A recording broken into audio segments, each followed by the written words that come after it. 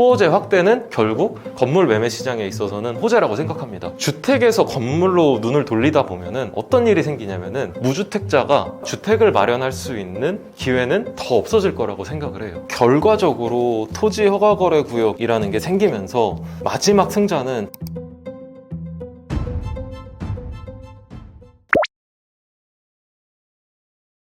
일단 우리가 부동산이라고 하면은 제일 먼저 떠오르는 게 강남이거든요. 강남의 부동산이 어떨까를 생각을 했을 때는 사실 지금에 봐서는 저는 지금 강남 건물에 투자한다는 거는 딱히 잘못된 선택이라고 생각을 합니다. 왜냐면은 우리가 부동산도 트렌드가 있는데 지금의 트렌드는 결과적으로 말하면은 숙박업이에요. 왜 숙박업이 됐냐? 현재 금리가 내려가고는 있지만 그 전까지 고금리 기조가 대략 3년 정도가 유지가 됐거든요. 그럼 그 고금리 기조가 유지됐을 때 어떻게 우리가 시장에 접근을 할 수 있었냐라고 하면은 금리가 높은데 건물 가격이 코로나 시절에 이미 너무 많이 올라 버렸어요. 그러다 보니까 내가 기존에는 10억짜리 건물이 20억이 돼버린 거죠. 근데 거기서 내가 샀죠. 20년, 21년에 건물을 샀어요. 건물을 샀는데 금리가 높아지니까 이거를 매매로 내놓으면은 싸게 팔 수가 없죠. 특히 지금 서울의 주택 가격을 보면은 아파트 같은 경우도 항상 이제 고가 아파트들만 올라가고 있습니다. 핵심 지역 강남, 송파, 서초,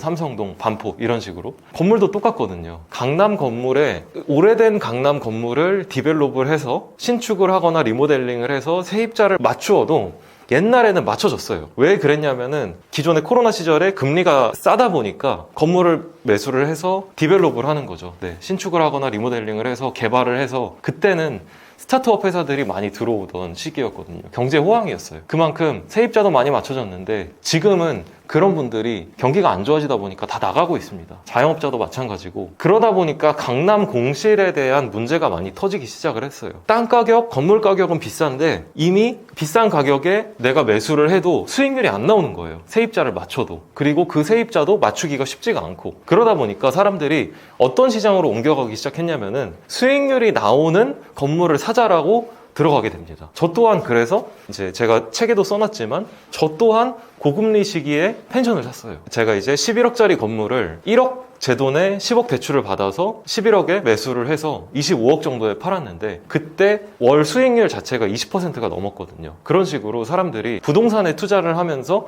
내가 수익을 직접 낼 수 있는 부동산에 들어오기 시작합니다. 그래서 지금 부동산 상황은 숙박업이 하나의 트렌드가 되었다고 생각해요. 그러다 보니까 숙박업이 건물이 수요가 몰리면은 우리가 공급이 적어지는 거죠. 비싸져요. 건물 가격 자체가 비싸지다 보니까 마치 권리금 같이 숙박업이 되는 부분에 비싼 권리금을 주고 월세를 들어가듯이 건물 가격 자체도 토지 가격이랑 많이 올라가게 됩니다. 그런 현상이 지금 부동산에서는 나타나고 있고 이런 숙박업 트렌드 이전에 우리가 한 번의 트렌드였던 2020년부터 2022년까지 저금리의 부동산 상승기에 있었던 그때는 강남에 디벨롭을 하는 건물들이 트렌드였어요. 자, 다시 정리를 해보면은 23년, 24년에는 고금리를 대응하기 위한 내가 수익률을 낼 수 있는 내가 자영업자라고 하면은 내가 직접 들어가서 장사를 해서 건물에 이자를 낼 수 있는 건물들이 하나의 트렌드가 되고 있고 거기서 부업으로 접근할 수 있는 게 숙박업 같은 경우는 청소를 이모님만 시키면 되고 그리고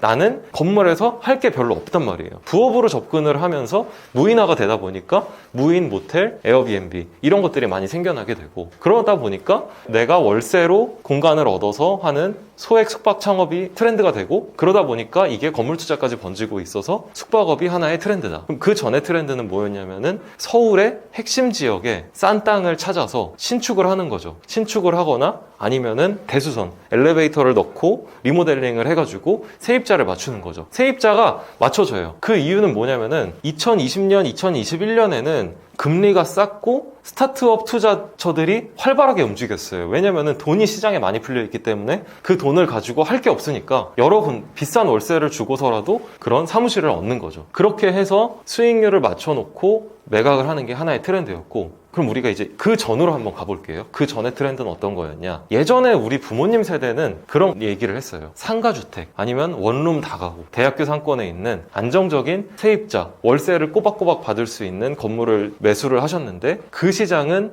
또 강남 건물, 서울 건물 디벨롭 이전의 시장이라고 생각합니다. 그때도 되게 많은 거래가 있었지만 이때 강남 건물은 왜 트렌드가 없어졌냐면은 경기가 안 좋아지면서 이제 지금 있는 사람들, 기존의 스타트업 회사들이나 이런 소형 회사들, 소기업들이 코로나 시대 이후에 비대면이 활성화되면서 집에서 재택근무를 하게 되면서 나가는 거죠. 그러다 보니까 트렌드가 꺾였고, 그 전에 원룸 투자 같은 경우는 주택에 대한 규제를 나라에서 하기 시작하면서 꺾이기 시작했어요. 그리고 세금적인 부분이 지금 우리가 집을 사면은 집을 여러 채 갖고 있으면은 세금을 많이 내거든요.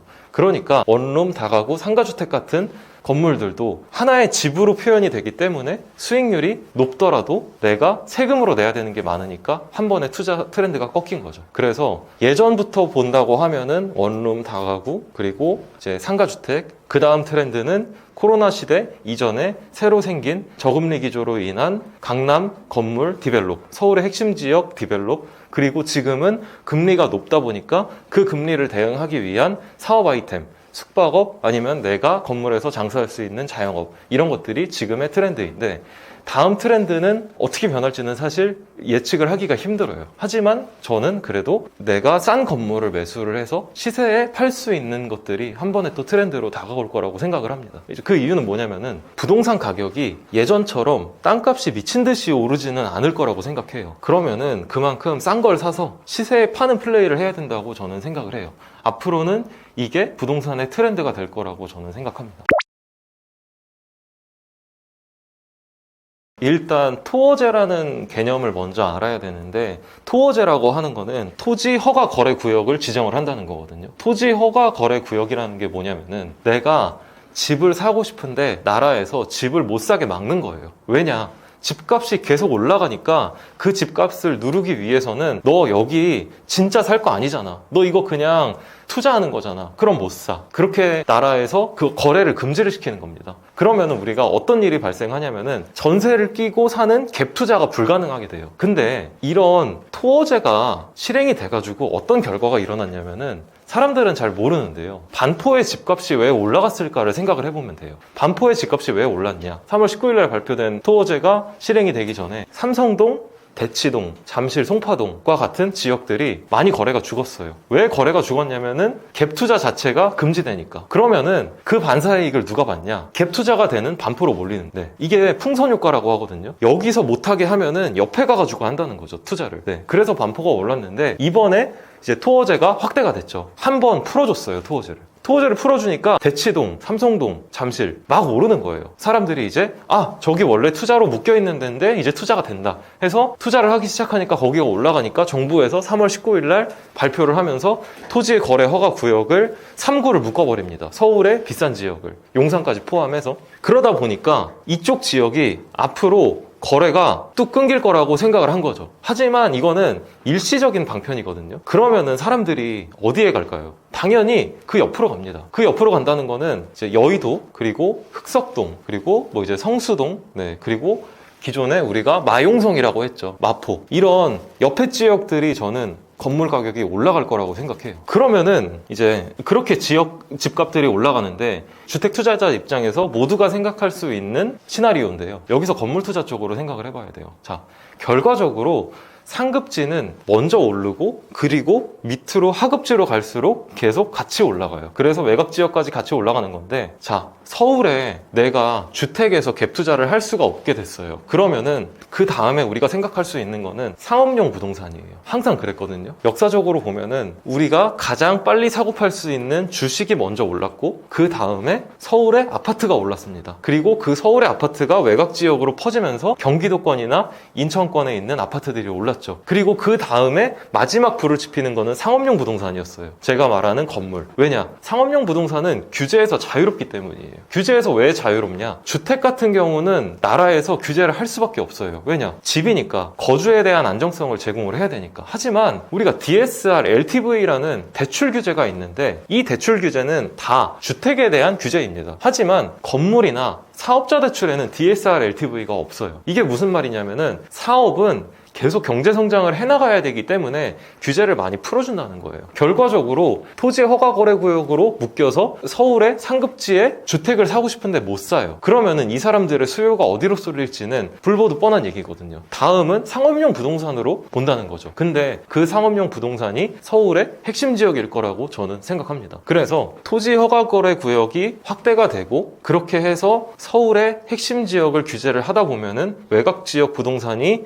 풍선효과처럼 부풀어 오를 거고 결과적으로 그 뒤에는 외곽 지역의 주택 투자를 서울의 핵심 지역을 투자하고 싶어하는 사람은 하지는 않겠죠. 강남 반포에 집을 사려던 사람이 여의도, 마포, 성수동에 집을 살 수는 있지만 경기도, 인천, 과천, 그리고 노원, 도봉구, 강동구에 소액주택을 매수를 하려고 하지는 않겠죠. 그러면은 그 다음에 보는 게 상업용 부동산이라고 생각해요. 강남에 집을 사야지 했는데 강남에 집을 규제를 때려버리네? 그러면은 어떻게 해야 되지?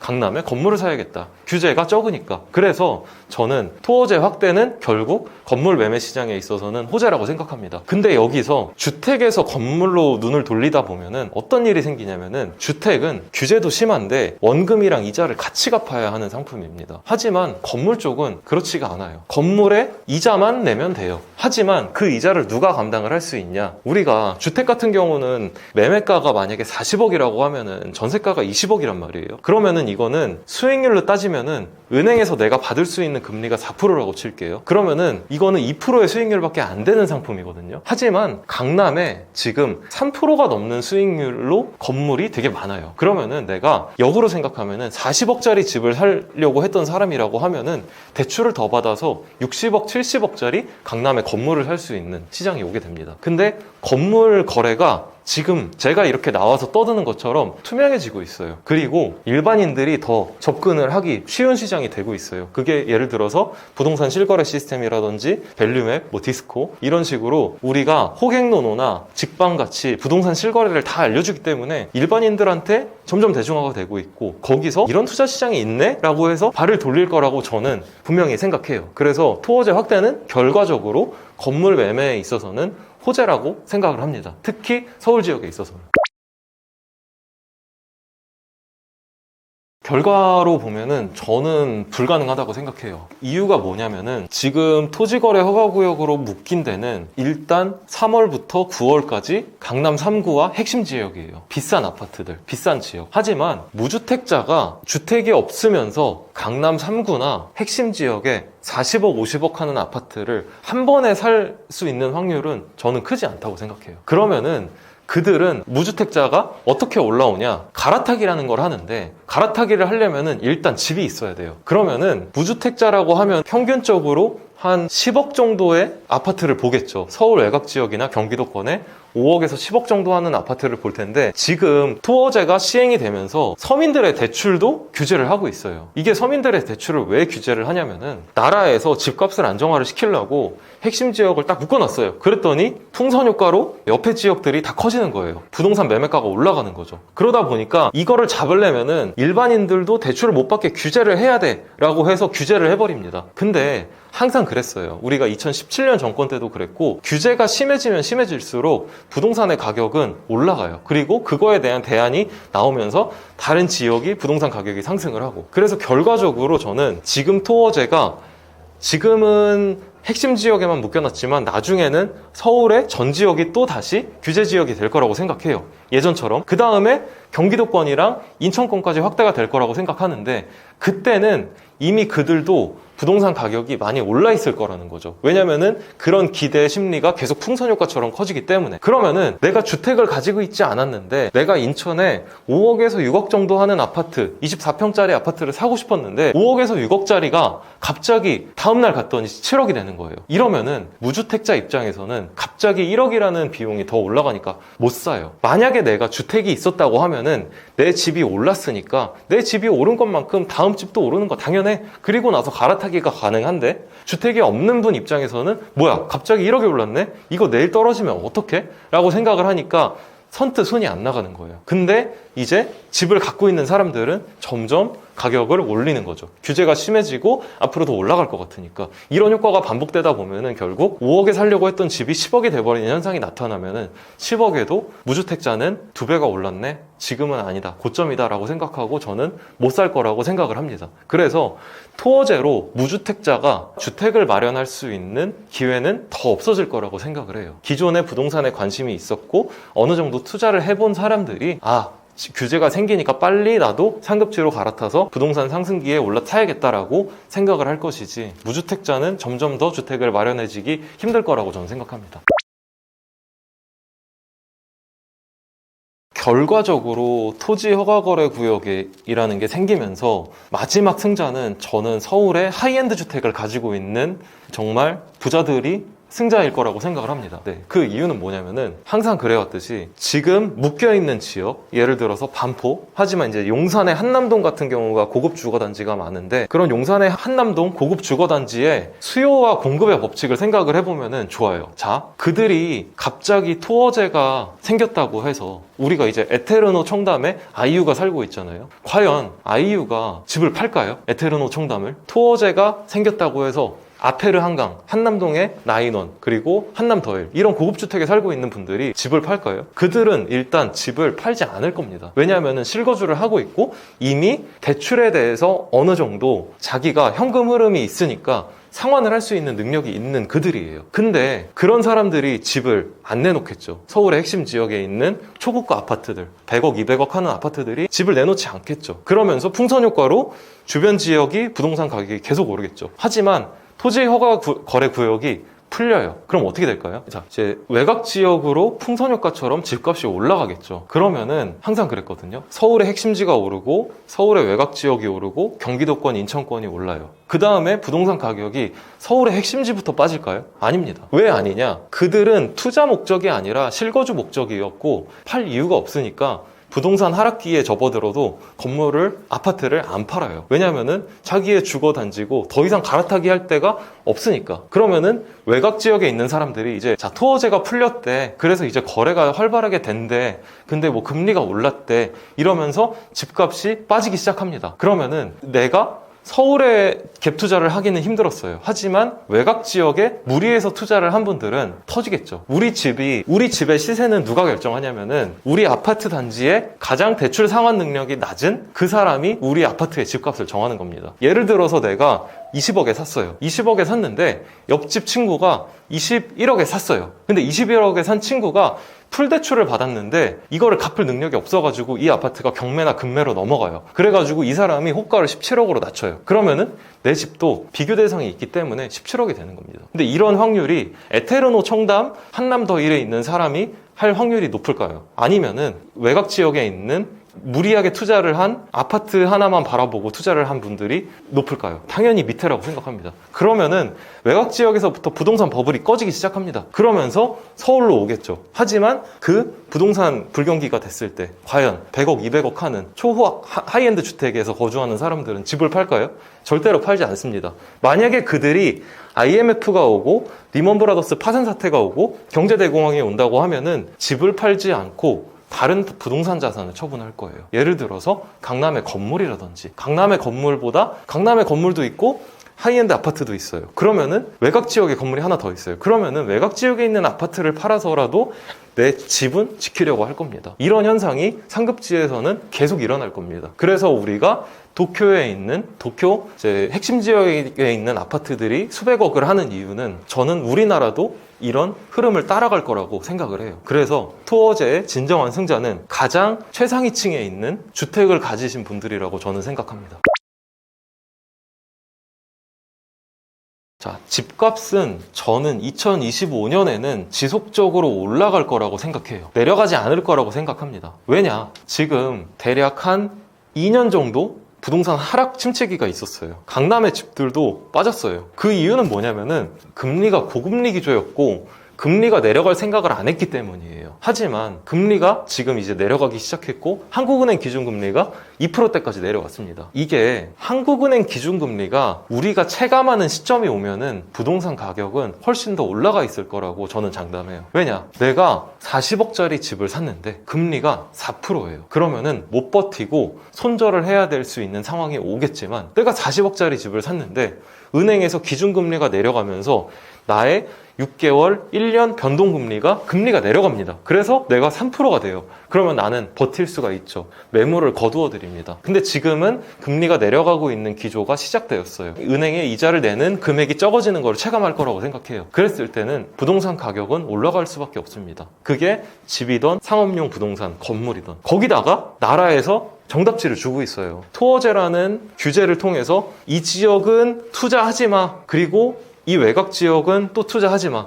좀 더 기다리면 외곽 지역도 여기는 투자하지 마. 왜? 오를 것 같으니까. 그러면은 결과적으로 봤을 때, 장기적으로 봤을 때 이 지역은 결국 오른다는 소리네가 정답이거든요. 나라에서 정답지를 주니까 금리는 내려가고 그리고 앞으로 이 지역에 투자하면은 오를 거니까 투자하지 마. 너네 투자 심리를 막는 건데 이게 영원할 거라고 생각을 하면 안 돼요. 부동산 정책은 항상 새로 생기고 거기에 탈출구는 새로 생깁니다. 그렇기 때문에 저는 2025년에는 부동산 상승 사이클이 올 거라고 생각을 해요. 네, 그리고 실제로 제가 이제 건물 투자 쪽으로 여러 가지 상담도 해드리고 그리고 투자에 관한 인사이트도 많이 풀어드리고 제가 만든 건물주가 대략 반년 동안 75명 정도 되거든요. 지금 시점으로. 급매물들이 시장에 나와서 소진되는 속도가 점점 빨라지고 있습니다. 왜냐면은 금리가 내려가고 어느 정도 이 시장을 한번 경험해 보신 분들은 지금이 투자해야 할 타이밍이라고 생각을 하기 때문이죠. 그래서 저는 25년 집값의 방향은 오른다라고 정확하게 말씀드릴 수 있습니다. 영원으로도 건물을 투자할 수 있냐라고 생각을 하면은 사람들은 불가능하다라고 생각하는데 충분히 가능합니다. 그 이유는 우리가 아파트에서부터 한번 천천히 생각을 해볼게요. 네, 저도 아파트 투자가 가장 먼저였어요. 제가 송도에 지역주택조합 아파트를 그때 분양가가 3억 정도 분양을 한다고 해가지고 5천만 원 계약금을 넣습니다. 그때 이제 얘기를 했을 때 3억짜리 아파트가 전세가 얼마예요? 하면은 전세가 1억 5천 이상은 맞춰질 거라고 했어요. 결론은 뭐냐면은 1억 5천 제 돈이 필요하다는 거예요. 근데 아파트 같은 경우는 자 보세요. 3억짜리 아파트에 전세 1억 5천. 절대로 매매가가 전세가를 할 수 없습니다. 전세가가 더 높아질 수가 없어요. 빌라 갭투도 똑같죠. 매매가와 전세가가 비슷은 하지만 전세가 더 높아질 수는 없어요. 근데 건물 시장은 그렇지가 않아요. 우리가 상가를 생각해 볼게요. 상가 수익률 몇 프로야? 라고 하면은 사람들이 내 상가 수익률 4%야, 4.5%야 라고 하거든요. 그 수익률은 역으로 생각하면 뭐냐면은 내가 10억짜리 상가를 수익률이 5%가 나온다고 하면은 한 달에 500만 원을 상가에서 벌어들이는 겁니다. 근데 우리가 1금융권, 신한은행, 우리은행, 국민은행에서 돈을 빌려요. 얼마에 빌릴까요? 절대로 5%가 넘는 이자는 청구하지 않습니다. 그러면은 지금 기준으로 4%인데 그럼 내가 어떻게 돼요? 월세를 받아서 은행 이자를 내고도 100만 원이 남는 현상이 나타납니다. 이게 상가 투자였기 때문에 사람들이 아파트 투자를 하다가 상가 쪽이 수익률이 잘 나온다고 해서 넘어가는 건데 상가는 건축비와 분양 대행사, 시행사, 여러 가지 기타 중간 비용이 많이 들어갑니다. 하지만 건물 투자는 똑같아요. 상가랑 똑같은데 상가는 옆에 상가 시세가 있으면 내 상가의 시세도 정해져 있어요. 하지만 건물은 개별성이 엄청 확고해요. 그래서 사람들이 들어오기 어려워하고 있죠. 그래서 제가 그 부분을 이제 알려주고 있다 보니까 어떻게 이 분야에서 그래도 1인자가 되었는데 충분히 내가 싼 건물만 알 수 있다라고 하면은 그 싼 것만 보는 능력이 있으면은 충분히 내가 수익률을 높일 수 있는 게 건물 투자 시장이라는 거죠. 예를 들어서 저 또한 제가 44억짜리 건물을 샀는데 이게 감정가가 60억이었어요. 그러면은 저는 16억 정도 싸게 산 거거든요. 16억을 어떻게 싸게 살 수 있었을까를 생각하면은 이게 만약에 60억짜리 아파트였다고 하면은 50억에 올렸으면 바로 팔렸겠죠. 55억에도 바로 팔립니다. 지금 경매 가보시면은 아파트는 경매가에서 10% 싸면 팔려요. 하지만 이게 건물이었기 때문에 금액이 내려가도 안 팔린 거예요. 44억짜리 건물이 월세가 얼마가 나왔냐면요. 380만 원이 나왔어요. 수익률이 1%가 되지 않았어요. 저는 미쳤다고 왜 샀냐요. 그 건물을 볼 수 있는 눈을 가졌기 때문에 그 건물을 샀고, 현재는 거기서 월세가 1,900만 원이 나오고 있습니다. 60억짜리 건물을 44억에 사서 380만 원 나오던 이자 나오던 세입자들을 내보내고 현재 월세가 1,900만 원 정도, 1,800에서 1,900만 원 정도가 찍히고 있고, 저는 건물을 사면서 은행에서 대출을 받았겠죠. 은행 이자는 1,400만 원입니다. 아무것도 하지 않아도 500만 원이 남고 있어요. 충분히 영원으로 건물 투자를 할 수 있고, 저 또한 영원으로 건물 투자를 하고 있습니다. 물론 영원으로 투자를 하려면은 이 구조를 잘 이해를 하고 감정가보다 시세보다 싼 물건을, 사정 있는 물건을 저렴하게 매입을 해서 내가 디벨롭 행위를 해야 되는데, 그 디벨롭이 막 건물을 부수고 새로 짓는다거나 아니면은 뭐 엘리베이터를 놓고 대수선을 한다거나 그런 게 아니에요. 그냥 시세보다 싸게 샀기 때문에 내가 매입한 금액에서 수익률이 잘 나올 수 있는 건물, 그런 건물을 사면은, 그리고 대출적인 부분을 잘 활용을 하면은 충분히 영원으로도 건물 투자를 할 수 있습니다. 저 또한 건물 투자를 시작하게 된 계기가 뭐냐면은, 앞서서 말씀드렸던 것처럼 아파트 투자를 하다 보니까 답이 없는 거예요. 아파트 투자는 원금이랑 이자를 같이 내야 되는데 내가 여기에 들어가가지고 살면은 그만큼 돈이 많이 나가는 거죠. 근데 건물에 살지는 않잖아요. 그러면 여기는 세입자를 맞추거나 내 사업을 하는 케이스인데, 세입자를 맞추고 내 사업을 해가지고 충분히 내가 은행에 뒀다가 내는 이자 이상을 뽑을 수가 있다라고 생각을 해서 건물 쪽으로 돌리게 됐죠. 충분히 영원으로 건물 투자를 할 수 있습니다.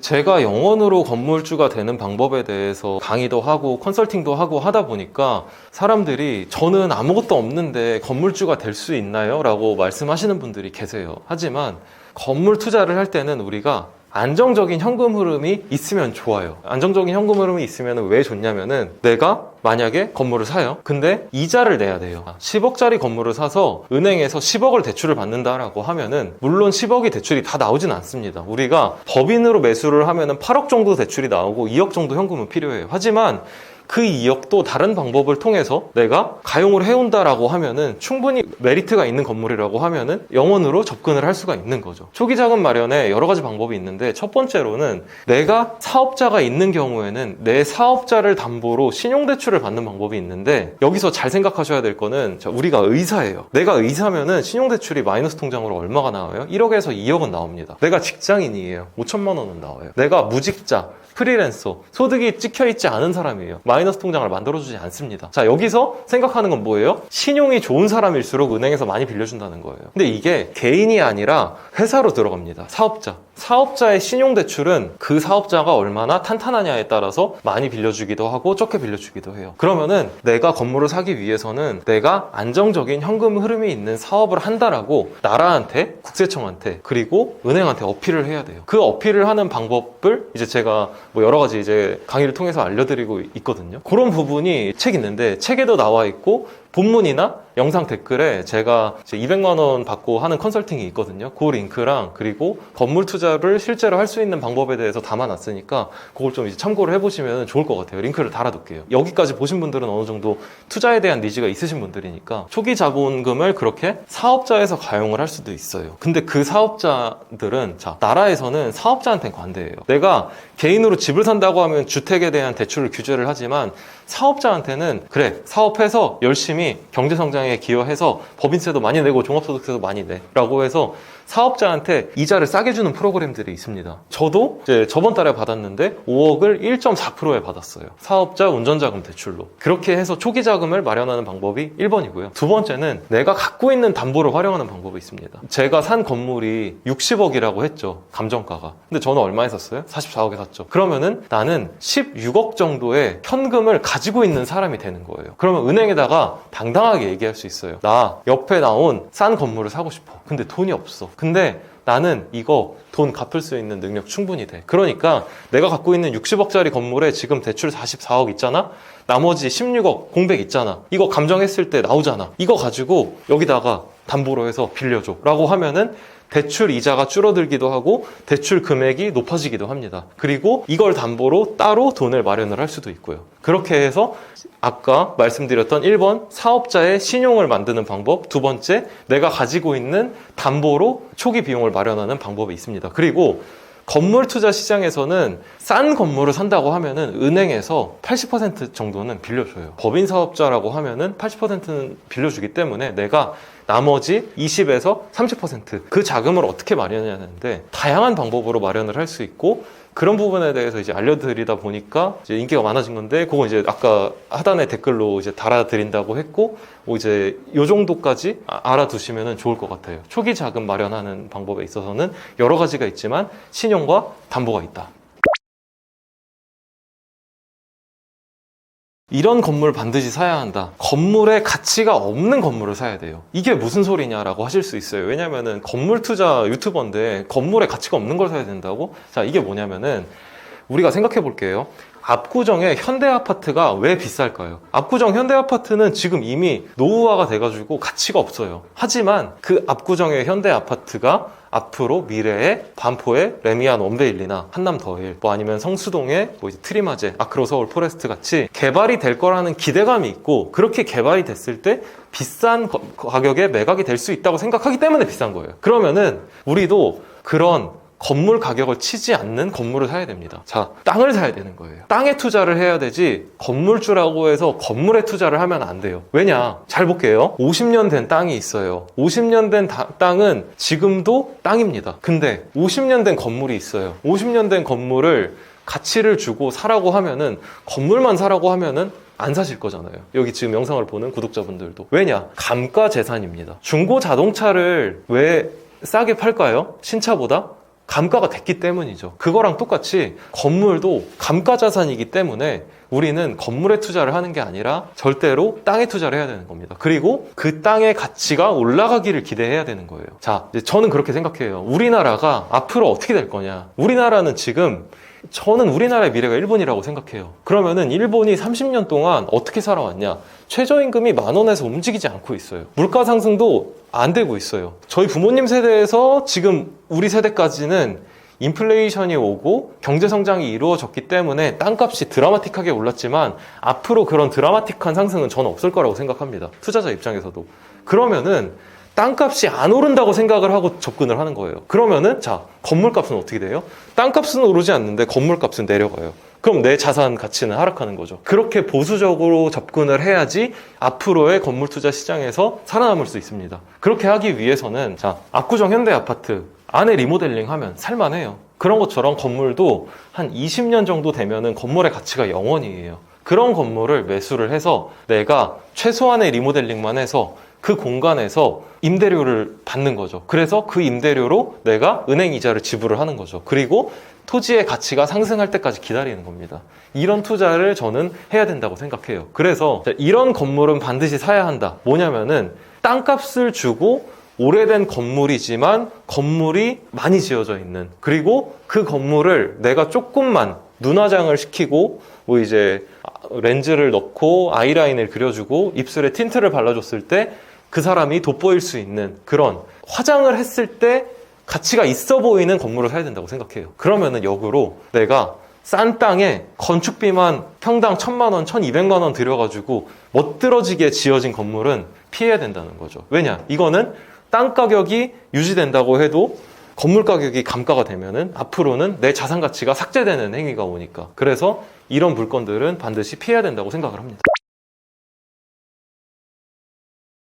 제가 2달에 한 번씩 무료 강의를 하는데, 그 무료 강의에 요번에도 이제 할 거거든요. 요번에도 하는데 75명의 사례가 등장을 합니다. 그래서 제가 한번 라이브를 찍으면은 7시간씩 하는 이유가 그거예요. 이런 좀 실제로 영원으로 건물주가 된 자세한 사례들을 보고 싶으면은 저 이제 하단에 링크 걸어둘 테니까 거기를 참조하시면 되고, 대표적인 사례 3개 정도를 제가 말씀을 드려볼게요. 하나는, 이분은 평범한 주부였어요. 그런데 건물을 사고 싶다고 저한테 찾아와서, 그러면은 당장 지금 돈 벌고 있냐? 또 돈을 안 벌고 있다는 거예요. 그래서 일단 현금 흐름부터 만들어라 해서 앞서 말씀드린 내가 현금 흐름을 만들어서 그 현금 흐름을 가지고 대출을 받을 수 있게끔 도와드렸어요. 그래서 안산에 파티룸을 창업을 하십니다. 파티룸을 창업을 하셔서 한 달에 순수익으로 300에서 400만 원 정도의 순수익이 나오는 거예요. 시설 투자금을 한 4천만 원 정도 들이셨거든요. 그리고 지금은 권리금 8천만 원에 내놓으셨어요. 그리고 한 달에 400만 원이라는 순수익이 생기니까 그 다음에 제가 10억짜리 건물을 사라고 했습니다. 10억짜리 건물을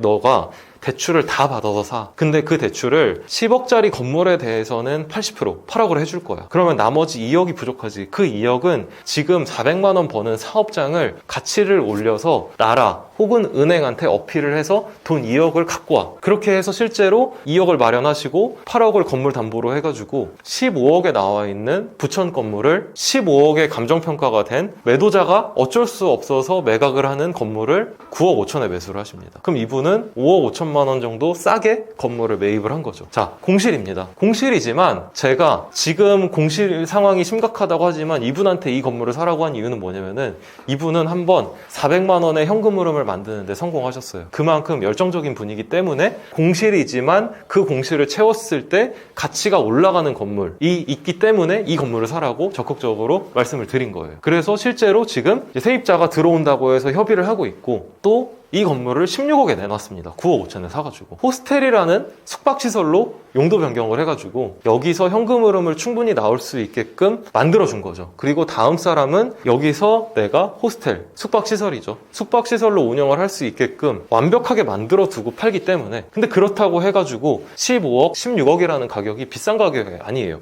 왜냐면은 시세예요. 그리고 은행에서 감정평가 금액이라고 딱 얘기를 해주고 있기 때문에 그러면 이분은 9억 5천에 산 거는 그때는 사정이 있는 건물이었고 아무도 공실이어서 쳐다보지 않았기 때문에 근데 이분은 그런 숨은 보석의 진주를 발견한 거고 자기가 건물의 가치를 올리는 행위를 한 거죠. 그래서 지금 이분이 이제 이 건물을 매각하시는 이유도 내가 파티룸을 해서 파티룸도 지금 3천만 원으로 현금 흐름을 만들어서 8천만 원에 권리금 매각을 하고 그리고 이번에 매입한 건물도 매각을 하면은 대략 갑자기 6억 정도의 현금이 생기겠죠. 그럼 이분은 다시 30억 정도 하는 건물을 매수를 하려고 생각을 하고 계시는 거예요. 그래서 그 건물에서 내가 현금 흐름, 파티룸 내가 하고 1층 장사, 세입자 1층은 잘 맞출 수 있으니까 넣고 2층, 3층 뭐 내가 개인적인 공간 쓰고 주거도 하고 한 번에 인생 역전할 수 있는 기회가 생긴 거라서 이분 같은 경우는 때마다 저한테 뭐 이제 막 발렌타인 30년산 뭐 이런 것들 계속 보내주고 계세요. 네, 뭐 저도 감사하죠. 네, 그리고 열심히 하시는 분이기 때문에 이런 물건을 추천을 드렸던 케이스라고 생각합니다. 그래서 평범한 주부도 현금 흐름을 만들어서 건물 매입을 해서 충분히 팔 수 있다. 가 이제 하나의 사례고요. 자, 이분은 아무것도 없는 상태에서 사업이라는 거를 통해서 건물을 매입을 하셨어요. 자, 두 번째 얘기를 또 해드릴게요. 일산에 삼성프라자라는 건물이 있어요. 이게 금매로 나왔습니다. 금매로 나왔는데 얼마에 나왔냐면 28억에 나왔어요. 그래서 제 강의를 듣고 제 컨설팅을 들었던 분이 이 사람은 이 건물이 딱 맞겠다라고 하는 건물이어서 추천을 드렸어요. 바로 사셨어요. 왜냐면은 28억짜리 건물이고 일산의 항아리 상권이에요. 주변에 아파트 단지예요. 공실이 없어요. 이 건물이 얼마였냐면은 감정가가 47억이었어요. 대략 20억을 싸게 사셨거든요. 왜 20억에 싸게 팔았을까를 생각해보면은 여기는 그런 게 있어요. 막 평창 이씨 무슨 공파, 몇 대손 모임 이런 것처럼 그 중종의 할아버지들이 가지고 계시는 분할 상가 건물이었는데 그러다 보니까 지분이 얼마 안 되는 거예요. 근데 할아버지들이 이제 팔자, 나이 들었으니까 이거 팔고 그냥 노후 생활 자금 하자 해서 그냥 싸게 던지신 거죠. 근데 지금 작년에 사셨는데 부동산 경기가 얼어있다 보니까 싸게 내놔도 안 팔리니까 이 가치를 알아볼 수 있는 사람들은 얼마 없고 근데 이분은 아무것도 안 갖고 계셨거든요. 그래서 제가 건물을 사라. 근데 담보가 있으셨어요. 그래서 가지고 계시는 아파트나 이런 담보를 활용해서 돈을 마련을 합니다. 그렇게 해서 아파트나 기존에 갖고 있던 담보를 해서 100% 레버리지를 씁니다. 그래서 한 달에 대략적으로 이자가 1,000만 원이 나가요, 이분이. 네, 100% 레버리지를 써서 28억 정도니까. 근데 여기서 건물에서 나오는 월세가 1,700만 원이에요. 그러니까 이분은 100% 레버리지를 써도 한 달에 600만 원 정도가 남는 상황입니다. 그렇게 해서 영원으로 투자를 하셔서 20억 정도 싸게 건물을 산 거죠. 자, 이분은 제가 말씀드렸던 두 번째 담보에서 자산을 끌어왔어요. 네, 자, 이분은 어떻게 이런 투자가 가능했을까요? 담보가 있었기 때문에 가능한 케이스인 거죠. 그러면은 이분 두 번째 건물은 어떻게 투자하면 될까요? 당연히 기존에 갖고 있던 건물에 20억이라는 자산이 있는 거죠. 그러면은 한 달에 600만 원이라는 돈이 남아요. 600만 원은 대략 우리가 10억을 빌린다고 해볼게요. 10억을 4%에 빌리면 400만 원이거든요. 그럼 대략 15억을 빌리면 600만 원이죠. 한 달에. 15억을 현금으로 빌려 올 수 있는 거예요. 그 건물에서. 그럼 15억짜리로 또 다른 수익률이 4%가 넘어가는 100억짜리 건물을 사면 됩니다. 이게 건물 투자가 한 번이 어렵지만 두 번, 세 번은 쉬운 건물은 가장 대표적인 케이스입니다. 내가 비싼 건물을 잘못 사면 평생 물리지만 시세 이하의 싼 건물을 매수를 하면은 이런 기회가 충분히 많이 생겨요. 네, 이게 이제 두 번째 사례고, 세 번째 사례는 군인이었던 이제 청년이 있어요. 그 청년이 아파트 경매, 공매 모든 걸 다 해보고 건물 투자에 대한 게 궁금증이 생겨가지고 이제 어떻게 저를 알게 돼가지고 제가 무료로 하는, 두 달에 한 번 무료로 하는 그 강의가 있는데 거기에 들어오신 거죠. 그래서 사기꾼 아니야? 라고 이제 의심을 하다가 이제 사기꾼이 아닌 거를 판명을 했죠. 네, 인스타 제가 팔로워가 한 6만 명 정도 되거든요. 거기서 이제 일일이 다 찾아본 거예요.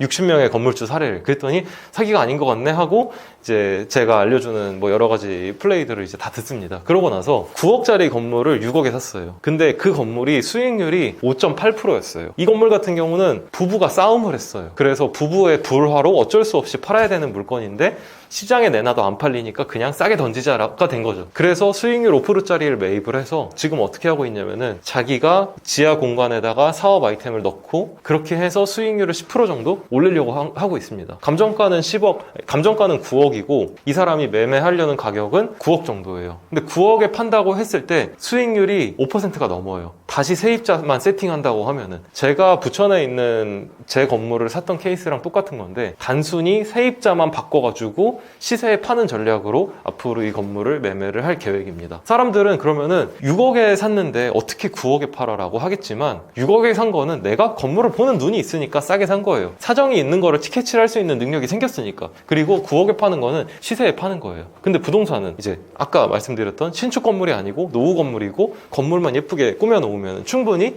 그 동네에서 팔릴 수 있는 소액 금액이기 때문에 접근을 합니다. 그럼 그때 나는 시세에 팔고 나와서 내가 또 생긴 3억, 4억이라는 현금으로 다시 20억짜리 건물에 투자를 하는 거죠. 이런 케이스가 너무 많아요. 그래서 제가 이거를 일일이 말씀을 드리는 것보다 이제 여기까지 보신 분들이라고 하면은 어느 정도 관심이 있을 거라고 저는 생각해요. 그래서 좀 더 자세한 내용 보시고 싶으면은 이제 링크로 들어오셔라. 네, 그렇습니다. 일단 진짜 부자들은 절대로 내가 부자라는 거를 얘기를 하지 않아요. 저는 부자가 아니기 때문에 이렇게 말씀을 드리지만, 주변에 정말 성공하시고 부자이신 분들을 보면은 내가 얼만큼 잘났다라는 거를 어차피 이분이 얘기를 하지 않아도 주변에 평판이랑 명성이 있기 때문에 다 알아요. 내가 당당하게 나 이만큼 했어, 나 이만큼 매출을 하고 있어, 나 이만큼 벌고 있어 라고 얘기를 하는 거는 그만큼 나를 알아줘라고 하는 건데, 이미 그 업계나 아니면은 성공을 하신 분들은 그럴 필요가 없기 때문에 굳이 주변 사람들한테 나를 노출시키지 않아도, 그리고 그걸로 다른 이득을 취하고 싶어 하지 않으시기 때문에 그 정도에 올라가면은 오히려 더 겸손해진다고 생각을 하시면 될 것 같아요. 그리고 실제로 그런 분들이 주변에 대부분이더라고요.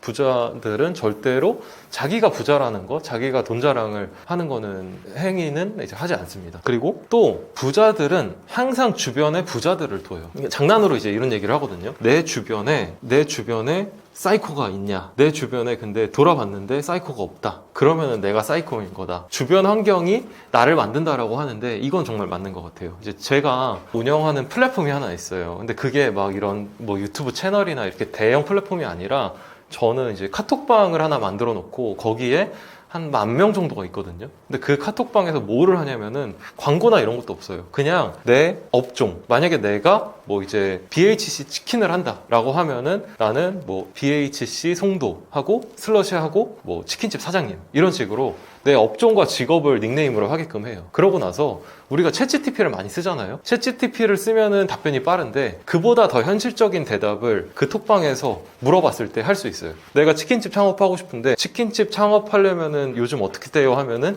옆에 있는 치킨집 사장님들이 다 와가지고 막 첨언을 해줍니다. 그러다 보면은 내가 자연스럽게 내 업장을 홍보할 수 있는 기회가 오는 좀 선순환 시너지 효과가 나오게 되거든요. 이런 톡방을 만든 것 자체가 내 주변 사람들을 나같이 성공, 이제 이 유튜브를 보시는 이제 구독자분들도 어느 정도 부자에 대한 관심이 있으니까 성공을 하고 싶은 욕구가 있는데, 내 주변에 내가 만약에 직장인이에요. 그러면은 이런 관심이 없는 사람들이 주변에 많이 있거든요. 그들과 같이 있다 보면은 나도 그들하고 동화될 수밖에 없어요. 그래서 사람들이 사업자, 커뮤니티, 모임 이런 데에 나가는 건데, 그런 모임에 나가면은 비용을 많이 써야 돼요. 막 뭐 8만 원, 10만 원. 근데 저도 부가적으로 벌어들이는 수익이 있고 그냥 이런 사람들이 모여서 낼 수 있는 시너지가 되게 많다고 생각하거든요. 그렇기 때문에 이제 어떻게 오늘 이 자리에 온 것도 그런 인연이 돼가지고 이제 대표님이 초대를 해주신 건데, 그런 사람들을 저는 곁에 둬야 된다고 생각합니다. 나랑 결이 맞는 사람, 나랑 똑같이 행동하고 싶어하고, 나 같이 부자가 되고 싶어하고, 나와 같이 성공하고 싶어하는 사람들을 곁에 둬야 되고, 이런 것들을 이제 하나의 카르텔이라고 하는데, 저는 비용을 따로 받지 않아요. 그냥 제 주변 사람들은 모여가지고, 물론 이제 10,000원 받습니다. 10,000원 받고 모여라. 그 다음에 10,000원짜리 선물로 돌려줘요. 그렇게 해가지고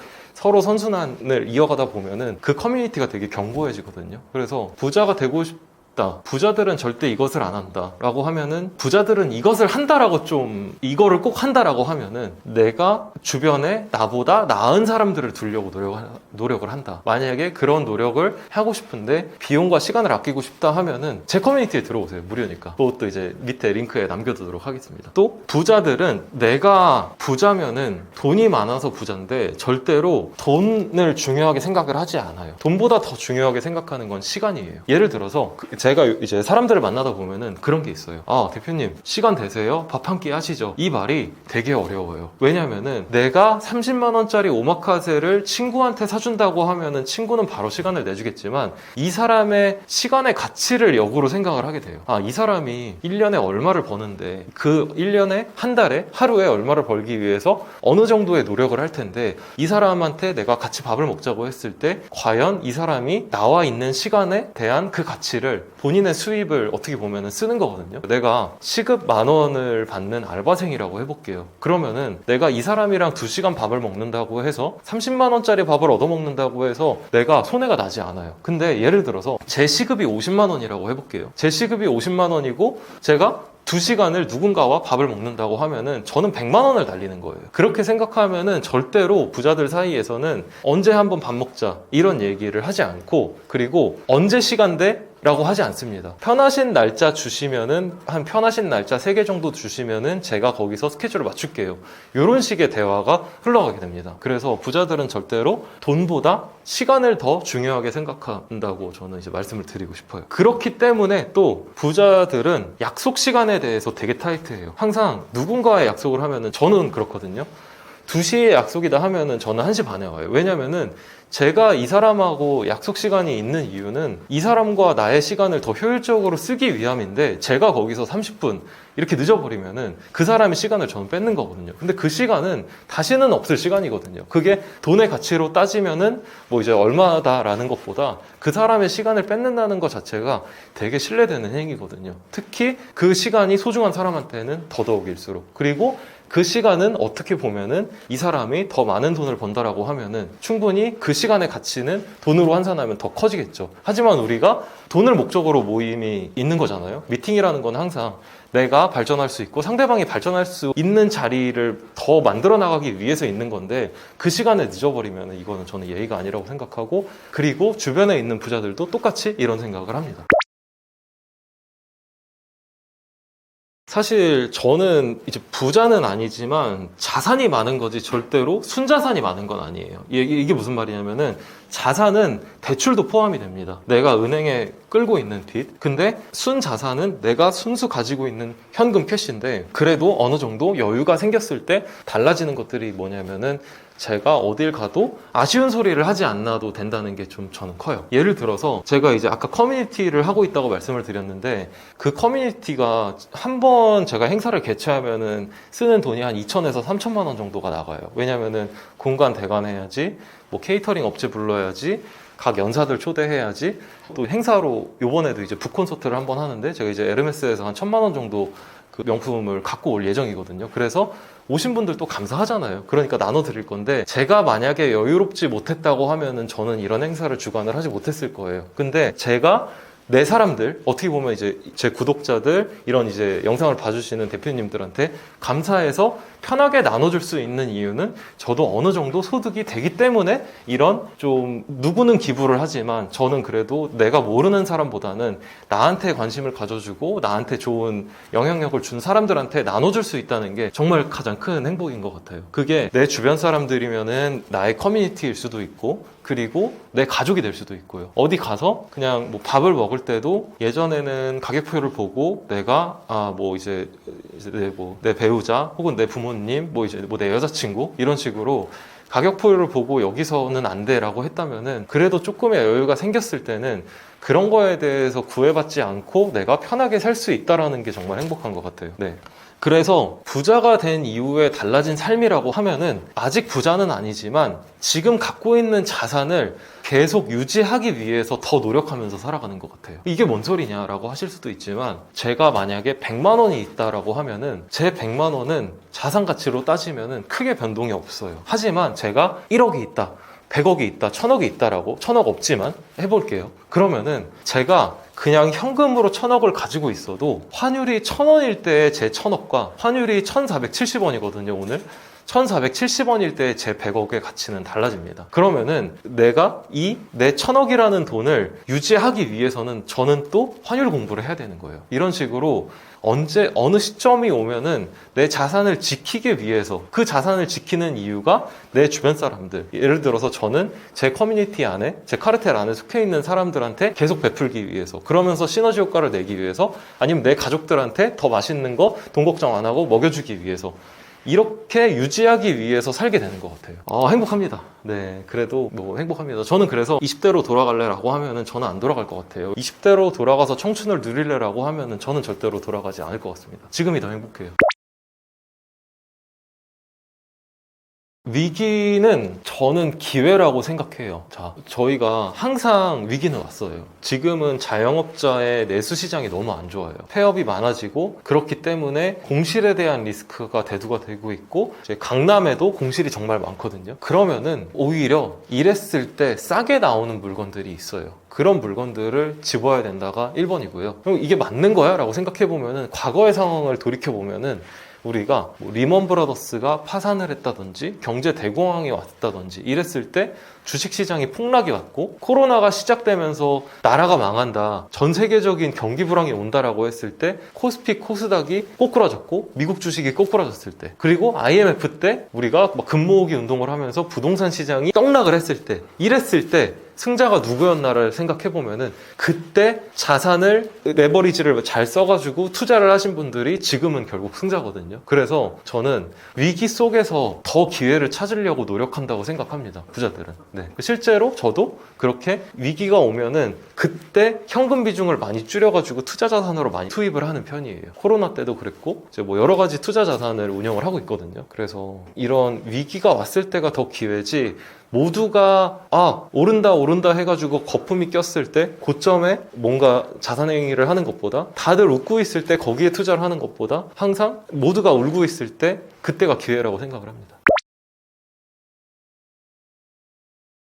일단 저는 달력을 써요. 그래서 세무사에서 주는 달력이 있는데 뭐 부가세, 원천세 신고일, 그리고 이제 법인세, 종합소득세 이때 내라는 달력에다가 제가 한 달치 해야 될 것들, 고정적으로 해야 되는 일들을 일단 다 써놔요. 그리고 거기에 제 개인적인 일정들이나 뭐 약속이라든지, 왜냐면 약속 시간은 되게 중요하기 때문에, 내 시간도 중요하고 상대방도 시간이 중요하기 때문에 약속을 잊지 않기 위해서 한 달 단위로 다 이제 캘린더를 써놓고, 그리고 이제 거기다가 일 단위 캘린더를 컴퓨터에다가 또 따로 저장을 해놔요. 스티커 메모로 해가지고 오늘 시간별로 무슨 일을 해야 돼. 왜냐면은 살다 보면은 변수가 되게 많이 생기거든요. 그러면 그 변수를 다 컨트롤을 하려면은 저한테 100개의 요청이 들어왔는데 제 머릿속에 그 100개의 요청을 다 처리할 수 있는 전산 능력이 없기 때문에 할 일을 다 이제 따로 일 단위로 써놔요. 그렇게 하고 그 일 단위에서 시간 단위로 내가 우선적으로 처리해야 될 거는 하나씩 처리를 하면서 지워나가고 있습니다. 그래서 월 단위 캘린더를 하나 작성을 하고, 그리고 이제 월 단위 캘린더에다가는 내가 이날 해야 될 것들에 대한 주요적인 거, 그리고 고정적으로 나가는 거,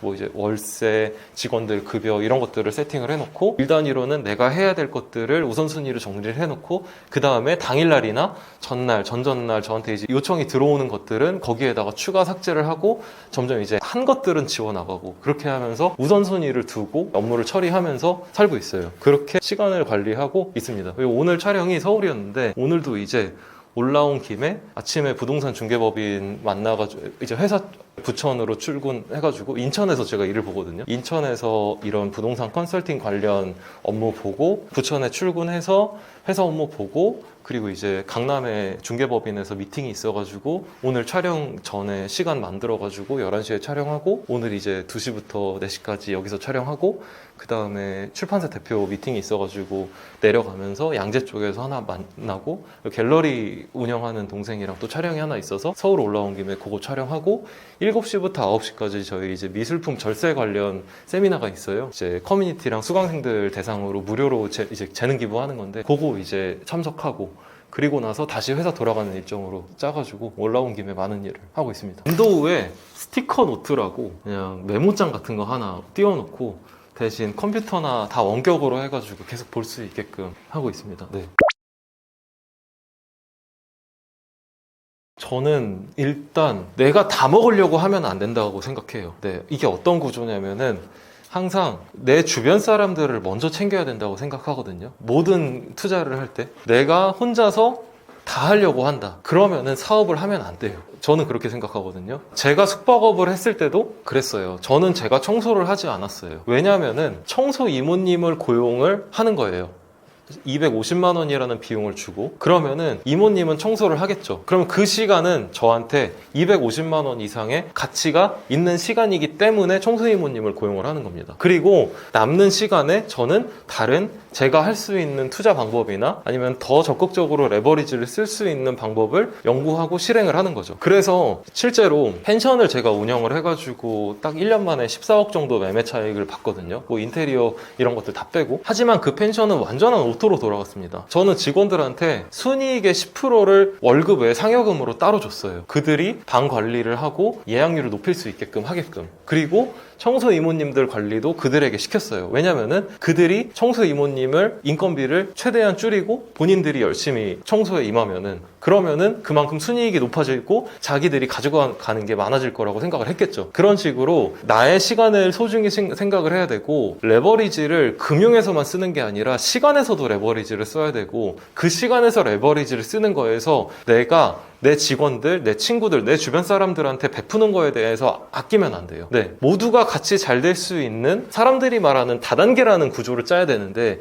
이 다단계에서 모두가 같이 웃을 수 있는 구조를 짜야 된다가 1번이고 그리고 이제 이런 다단계의 구조 속에서 내가 가진 시간은 최대한 가치 있게 사용을 해야 된다는 거죠. 제가 2024년에 3월에 인스타그램을 시작을 했는데 갑자기 팔로워가 숙박업을 시작해가지고 숙박업 펜션 홍보를 하려고 했는데 생각보다 팔로워가 안 늘어가지고 그냥 내가 하고 싶은 얘기 다 하자 해가지고 돈에 대한 이야기를 막 하다 보니까 인스타그램이 뭐 이제 300명에서 딱 5만 7천 명까지 가는데 3달 정도가 걸렸거든요. 근데 그때 이제 제가 컨설팅을 한번 해봤어요. 오늘 나와가지고 이제 부동산 건물 투자에 대한 이야기를 하는 거를 1대1로 만나서 내가 컨설팅을 해줄게. 시간당 100만 원에서 2시간에 200만 원을 받고 제가 컨설팅을 했는데 그게 딱 일주일 만에 1년치가 다 찼어요.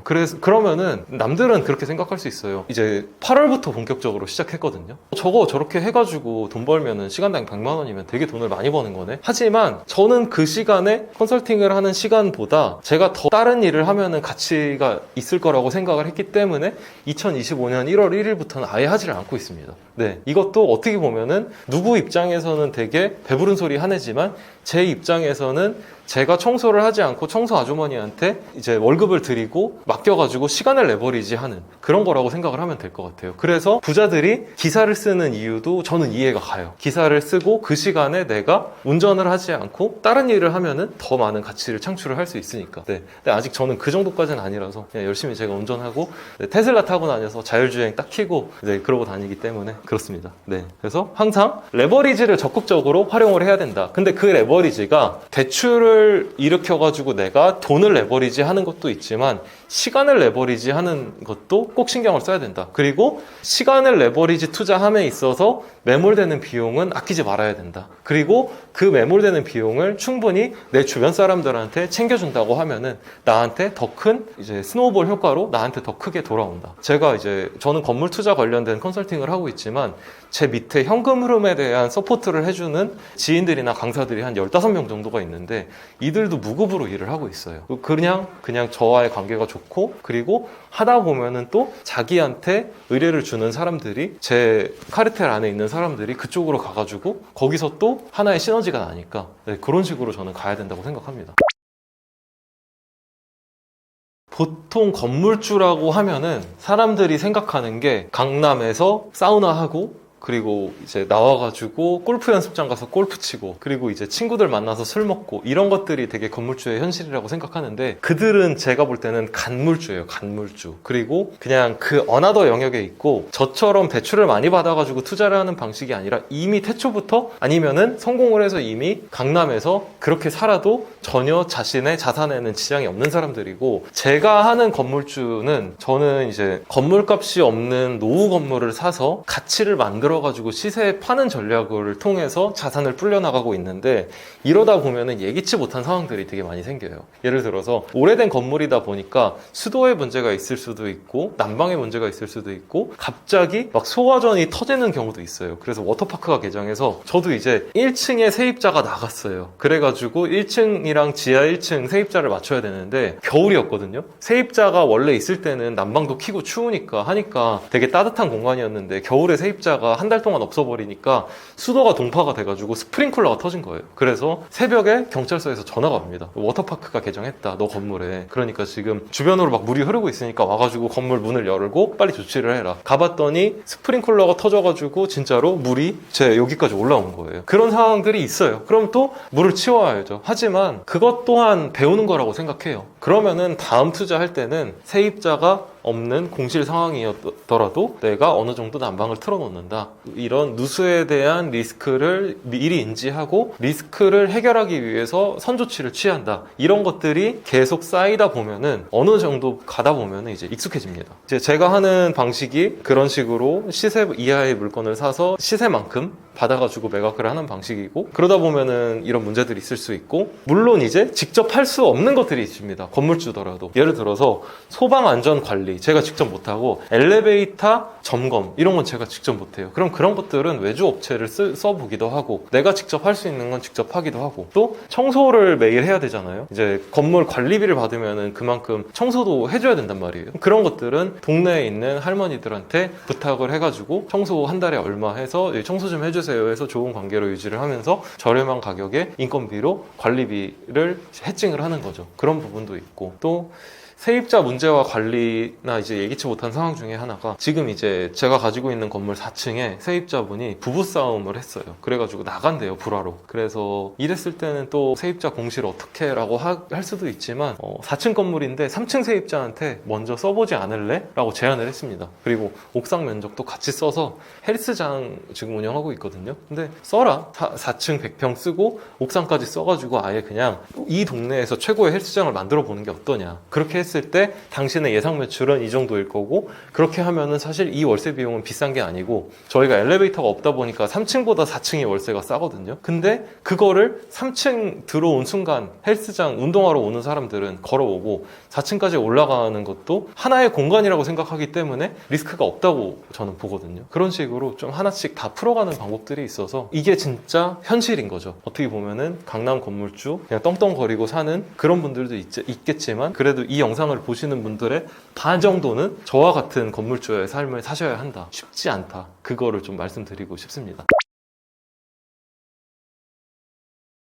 돈이 없어도 건물주가 될 수 있어요. 우리가 건물을 100% 내 돈으로 산다라고 생각하면은 절대로 오산입니다. 자, 아파트를 살 때도 우리는 항상 대출을 받아요. 그렇기 때문에 주택담보대출이라는 금융 시스템이 있고, 건물도 똑같습니다. 자, 내가 사업을 한다고 해가지고 100% 내 돈으로 하진 않잖아요. 그렇기 때문에 엄마한테도 빌리고 주변 사람한테도 빌리고, 그래서 망하면은 나만 망하는 게 아니라 내 주변 사람들 같이 망하는 것처럼 건물도 레버리지를 써가지고 충분히 살 수가 있고, 그 방법만 안다고 하면은 이거는 절대로 위험한 시장이 아니고, 하지만 이런 투자를 못하는 이유는 정보 정보의 비대칭성 때문이라고 생각을 해요.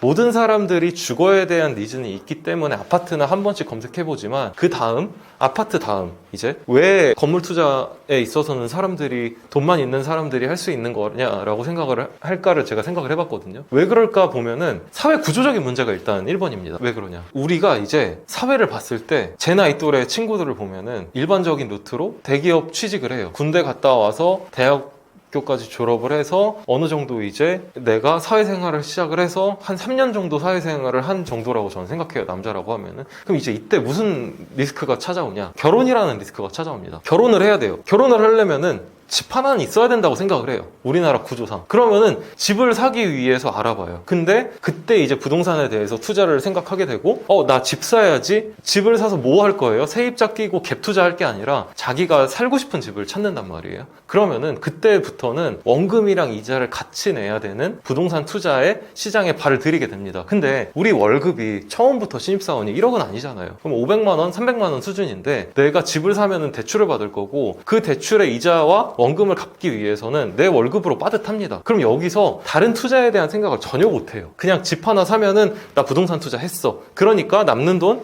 뭐 이제 부동산 투자하고 남는 돈으로 주식 조금 한다든지 비트코인 해가지고 1억 천금을 노린다라고 생각을 하는데 물론 이제 저도 주식 투자하고 있고 비트코인 하고 있고 다 하고 있습니다. 근데 건물 투자 시장까지는 생각을 못 한다는 거죠. 그래서 저는 젊은 청년들이 이런 시장이 있다라는 거를 좀 오늘 이 영상을 통해서 알았으면 좋겠어요. 네. 왜냐면은 1억으로 내가 살 수 있는 집은 2억짜리예요. 갭 투자를 한다고 하면. 하지만 건물은 1억으로 80% 대출이 되기 때문에 4억, 5억짜리 건물을 살 수가 있습니다. 하지만 1억으로 내가 갭 투자를 하는 게 아니라 원금이랑 이자를 같이 낸다고 하면은 내가 만약에 5억짜리 집을 사가지고 매달 내야 되는 불입금이랑 10억짜리 건물을 사가지고 매달 내야 되는 이자랑은 거의 비슷할 거예요. 근데 내가 집을 투자했을 때 세입자한테 받을 수 있는 월세는 내 투자 금액의 반밖에 안 돼요. 근데 건물은 내가 투자한 금액의 그 이상을 돌려받을 수 있습니다. 세입자한테. 이런 시장이 있다는 거를 좀 알아주셨으면 좋을 것 같아요. 그래서 돈이 없어도 물론 돈도 없고 담보도 없고 내 노력도 없으면 못하죠. 하지만 내가 건물주가 되고 싶다는 생각을 하고 계시면은 충분히 저는 이 시장에서 돌파구를 찾을 수 있다고 생각합니다. 저 또한 그랬어요. 자, 저는 이제 1억으로 11억짜리 펜션 10억 대출을 받았거든요. 신한은행에서 그 펜션 담보로 10억 대출을 받아서 그래서 11억에 사서 25억에 1년 만에 팔았습니다. 그리고 한 달에 3천만 원씩 벌었어요. 다 떼고 이자, 직원들 인건비, 월급, 뭐 이제 기타 난방 비용, 기타 부대 비용 다 빼고 그리고 영원으로 건물 50억짜리 샀어요. 40억대. 그리고 지금 70억에 내놨어요. 충분히 가능한 시장이기 때문에 돈이 없으면은 건물주는 나와는 뭔 얘기야 라고 생각을 하지 않으셨으면 좋겠어요. 네. 자. 취직이 안 돼. 나는 아무것도 못해. 라고 생각을 하시는 분들 중에 취직을 해가지고 대기업에서 일을 하고 계시는 분은 없을 거라고 생각합니다. 뭐든지 내 의지만 있으면 할 수 있어요. 그 의지랑 하나 더 필요하죠. 방법. 하지만 그 방법은 뭐 이제 제가 다 알려드리니까 걱정하지 않으셔도 될 것 같습니다.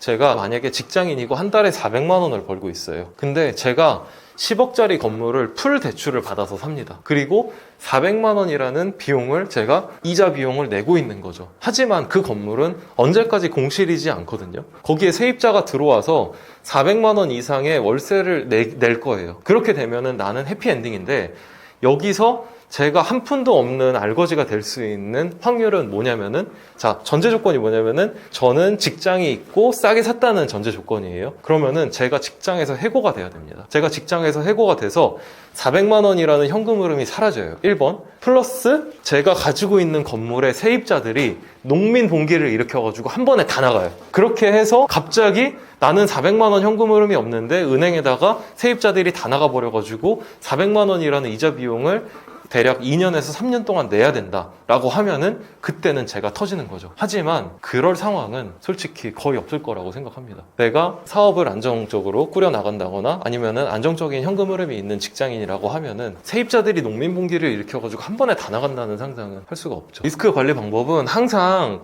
비싼 건 사면 안 돼요. 비싼 건 사면 안 되고 공실에 대한 리스크가 최소화되어 있는 지역을 사야 되고 만약에 공실 건물을 산다고 하면은 공실에 대한 이자도 내가 1년에서 2년 정도는 낼 생각을 하고 사야 되는 거예요. 아니면은 지방에 투자한다고 하면은 지방이어도 상업지가 있어요. 유동인구가 많은 곳. 그리고 부평역, 헌팅, 술집 거리 이런 데들은 인구가 아직 계속 많이 있단 말이에요. 그리고 학교 앞에는 문구점 무조건 있단 말이에요. 그렇게 유동인구가 많은 지역을 사야 되는 거고, 그리고 지금과 같은 공실이 되게 리스크가 있는 시장이라고 하면은 이미 공실에 대한 리스크는 해소가 돼 있는 수익률이 어느 정도 나오는 물건을 사야 돼요. 근데 그런 물건들은 시장에 잘 없죠. 왜냐면은 완벽한 물건은 잘 없으니까. 하지만 건물 쪽은 어쩔 수 없는 사정에 의해서 나오는 물건들이 꽤 있어요. 예를 들어서 갑자기 우리 부모님이 돌아가셔가지고 세금을 이만큼 내야 되니까 나는 건물을 팔 수밖에 없다. 왜냐면은 상속세, 증여세 이런 세금들이 되게 세거든요. 그런 것들이라든지 아니면 이런 예시도 있었어요. 이제 한 분이 급하게 2019년에 매입한 건물을 파신 케이스인데 러시아에서 사업을 하고 계셨어요. 그러면서 그 사업 흐름으로 건물을 사셨는데 러시아 우크라이나 전쟁이 터지면서 본인의 사업장이 완전 망한 거예요. 그래서 여기에 돈을 부어야 되니까 본인이 갖고 있던 건물을 파는 케이스입니다. 이런 분들은 지금 급하게 팔아야 되니까 그런 것들은 아파트보다 싸게 팔아야지 팔리죠. 그리고 그럼 우리가 그런 물건을 볼 수 있는 능력을 키워야 되니까 건물 투자는 절대로 함부로 하시면 안 되고 정말 건물을 볼 줄 아는 눈을 키워야 돼요. 네, 그리고 그런 눈을 키우는 게 어떻게 보면 제가 이제 뭐 책에서도 써놨고 그리고 이제 뭐 컨설팅도 하고 있고 2달에 한 번씩 강의하는 것도 있으니까 그런 데에서 좀 많이 인사이트를 얻어가시면 좋을 것 같아요.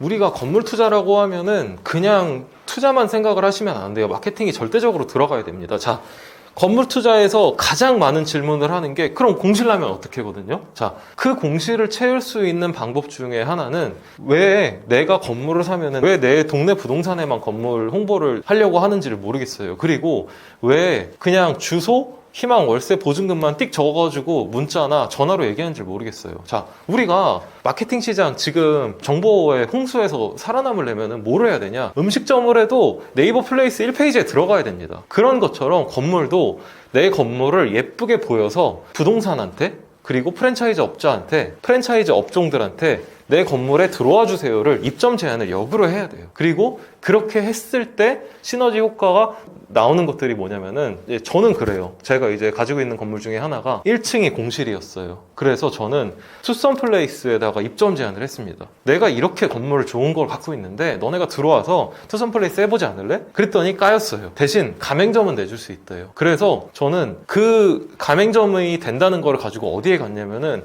부천 상동으로 갔습니다. 부천 상동에는 투썸 플레이스 권리금이 2억에서 4억까지 있는 동네거든요. 하고 싶어도 못해요. 거기 부동산에 가서 저는 얘기를 합니다. 내가 건물을 갖고 있는데 이런 자료다. 사진이랑 건물에 대한 정보를 싹 제공을 해요. 여기 투썸 플레이스가 들어올 수 있다는데 할 만한 사람이 있냐? 부동산 사장님은 거기서 투썸 플레이스 하고 싶다는 아줌마들 그리고 사모님들, 사장님들 무수히 만나봤을 거예요. 그들한테 제 건물에 대한 정보를 주겠죠. 자, 제 건물은 권리금이 없죠. 역으로 생각하면은 그냥 들어와서 공사만 해서 투썸 플레이스 운영을 할 수 있고 그렇게 해서 권리금을 받고 나갈 수 있는 상권이라는 반증입니다. 그렇게 부동산에 홍보를 하셔야 됩니다. 자, 마케팅이에요. 이런 마케팅을 왜 건물주들은 못할까요? 건물 투자 시장 자체가 50대, 60대, 70대 그들만의 리그로 이루어지고 있기 때문이에요. 하지만 이거를 지금 이 영상을 보시는 분들은 나이가 젊거나 그래도 어느 정도 연배가 있으시면은 그래도 투자에 대한 적극성을 가지고 계실 거라고 생각해요. 그러면은 이런 거 충분히 가능합니다. 그래서 제가 운영하는 커뮤니티나 제 수강생들이나 보시면은 공실이 없어요. 다 맞추세요. 실제로 이렇게. 이런 건물 투자에 있어서는 그냥 건물만 산다고 끝나는 게 아니라 그 뒤에 과정이 되게 중요하니까 건물주 이렇게 해야 성공합니다 라고 했을 때는 건물주도 그냥 한번 현실에 안주해서 건물 하나 사고 끝이 아니라 계속 바뀌어 나가는 시대에 적응을 해야 돼요. 그거를 제가 이제 알려드리니까 이제 오늘 영상 좀 재밌으셨다고 하면은 또 이제 본문이랑 댓글에도 추가적인 정보들이 있으니까 거기도 한번 보시면 좋을 것 같습니다.